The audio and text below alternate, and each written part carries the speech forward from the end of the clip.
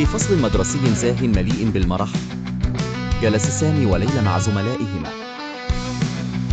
سامي وهو طفل مليء بالطاقة وحب الاستكشاف، كان يمسك بكوب لبن ويهتف مبتسما: ليه بنشرب اللبن؟ ابتسمت ليلى الطفلة الذكية والفضولية وهي تستعد لتقديم شرح شيق. قالت بحماس: اللبن مهم لأنه بيقوي العظام والأسنان، وهذا نموذج له عظام قوية ناصعة البياض وأسنان تشع لمعان.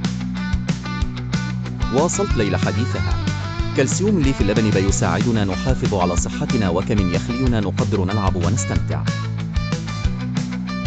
استغل سامي الموقف ليقوم بحركة رياضية طريفة، كاشفا عن طاقته وحيويته التي ملأت المكان بالضحك والمرح. في النهاية رفع سامي وليلى كوبايات اللبن معا، وكأنهما يحييان جميع المشاهدين بشعارهم المرح: أتعلم وأضحك وأبتسم. صور بهيجة تاركة الإحساس بالسعادة والعلم.